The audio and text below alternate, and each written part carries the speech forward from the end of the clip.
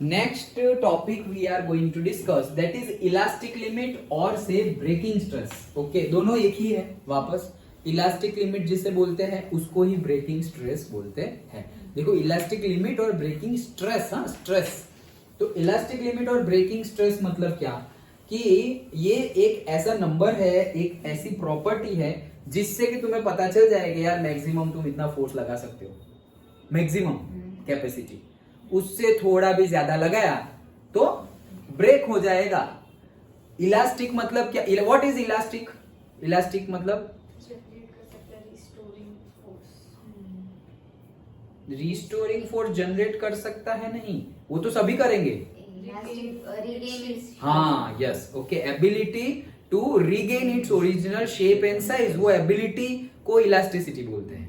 Okay, तो elastic word वहीं से आ रहा है। तो अगर हम उतना फोर्स लगाए, जैसे कि ये है हमारे पास, अगर हमने से W is equal to newton में बोलो या फोर्स मास में बोलो, वॉट एवर, से 1 kg लगाया, तो लगाया वो थोड़ा उसके ऊपर फोर्स लगा, उसके ऊपर स्ट्रेस भी लगा। ओके, ठीक है। फिर वापस 2 kg लगाया तो उसके डायमेंशन थोड़े बहुत चेंज होंगे, मिलीमीटर क्या माइक्रोमीटर में चेंज होंगे। सपोज सॉलिड है तो माइक्रो क्या नैनोमीटर में चेंज हो, हमें तो दिखेगा ही नहीं। सर पहले 20 सेंटीमीटर था, अभी भी 20 सेंटीमीटर ही है। नहीं, वो चेंज हो गया है, तुमने फोर्स लगाया तो चेंज हो गया।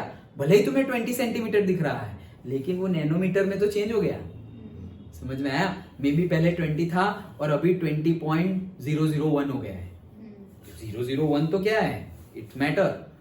ओके, तो कहने का मीनिंग क्या है, मैंने पहले फोर्स लगाया से फोर्स लगा रहा है, अभी मास बोल रहा था, वॉट एवर 1 kg मास ले लो, 1 kg 2 kg 5 kg 10 kg तक लगाया, तब तक ये थोड़ा बहुत खींचता जा रहा है। और 10 के ऊपर मैंने लगा दिया से 11 kg, ये टूट गया। क्यों? इतना ज्यादा लगाया, इतना ज्यादा खींचा मैंने कि वो क्या हो गया, टूट गया। तो वो क्या हो गई उसकी, वो जो 10 kg मैक्सिमम थी ना कैपेसिटी, मतलब क्या 10 kg तक वो इलोंगेट तो हो रहा है, उसके डायमेंशन चेंज हो रहे हैं, लेकिन जैसे ही मैंने फोर्स वापस रिमूव कर दिया तो वो अपना original shape and size regain कर लेगा। इसीलिए बोला है इलास्टिक लिमिट। इलास्टिक लिमिट मतलब वापस अपना original shape and size regain करने की एबिलिटी और कैपेसिटी। तो एक लिमिट रख दी है हमने। सपोज मैंने बोल दिया कि ये मार्कर है, ये मार्कर को तुम दोनों साइड से 5 न्यूटन तक खींचना, उससे ज्यादा मत खींचना। तो ये मैंने लिमिट बना दी कि 5 न्यूटन इसकी लिमिट है। मतलब कि मैं दोनों साइड से 0.5 न्यूटन से खींचूंगा, अच्छा खींचा, फिर 1 न्यूटन से खींचूंगा, फिर 2 न्यूटन से, 3 न्यूटन, 4 न्यूटन, 5 न्यूटन, तो खींचता ही जा रहा हूं। ओके, अभी मैंने लिमिट बताई है 5 न्यूटन, लेकिन 5 न्यूटन से ज्यादा, सपोज इस साइड कोई 6 न्यूटन वाला, इस साइड कोई 10 न्यूटन वाला, दोनों ऐसे खींच रहे हैं, या मैं ही दोनों साइड से डिफरेंट फोर्स लगा के खींच रहा हूं, which is more than 5 Newton, जो मेरी लिमिट है, मैक्सिमम लिमिट कितनी है, 5 न्यूटन। तो तुम मैक्सिमम के ऊपर गए तो क्या हो जाएगा, टूट जाएगा। तो टूट गया मतलब उसको बोला ब्रेकिंग। और उसके अंदर होता तो वो इलास्टिक। अगर मैंने 4 बोला तो 4 तक भी मैं ऐसे करूंगा तो थोड़ा बहुत खींच जाएगा, फिर जैसे ही मैं फोर्स हटा दूंगा वो वापस अपना original shape and size regain कर लेगा। समझ में आया? पक्का? वर्ड से ही समझ में, मतलब आगे कुछ समझना ही नहीं है। इलास्टिक लिमिट मतलब क्या, वैसी मैक्सिमम कैपेसिटी जहां तक उसकी इलास्टिक प्रॉपर्टी बिहेव करेगी, मतलब वो इलास्टिक नेचर बिहेव करेगा वो मटेरियल। उसके आगे गए तो प्लास्टिक नेचर बिहेव करेगा, मतलब original shape and size regain कर सकेगा नहीं। मैक्सिमम कैपेसिटी हमने बोल दी, उससे आगे बढ़ेंगे तो टूट जाएगा। तो उसको ही हम ब्रेकिंग स्ट्रेस भी बोलते हैं। कोई भी मटेरियल की ये वैल्यू फिक्स होती है, कोई भी मटेरियल की ये वैल्यू क्या होती है, फिक्स होती है कि कॉपर का इलास्टिक लिमिट कितना है और से ब्रेकिंग स्ट्रेस कितना है, एल्यूमिनियम का कितना है, आयरन का कितना है, स्टेनलेस स्टील का कितना है, वो फिक्स्ड होता है। ओके, वो ढूंढते कैसे है वो भी हम देखेंगे, लेकिन वो फिक्स होता है। तो वो फिक्स है मतलब तुम्हें पता चल गया कि मैक्सिमम लिमिट ये है, उससे आगे नहीं बढ़ना है। Understood? Okay, so breaking stress again formula तो वही होगा, force divide by area. Now देखो, अगर stress is equal to force divide by area है, तो अगर फोर्स यहीं पे रहे और एरिया इधर आ जाए तो breaking stress into area is equal to breaking force हो जाएगा। ब्रेकिंग स्ट्रेस क्या, सिर्फ एरिया को यहां लाया हूं, breaking stress into area is equal to breaking force, that's it.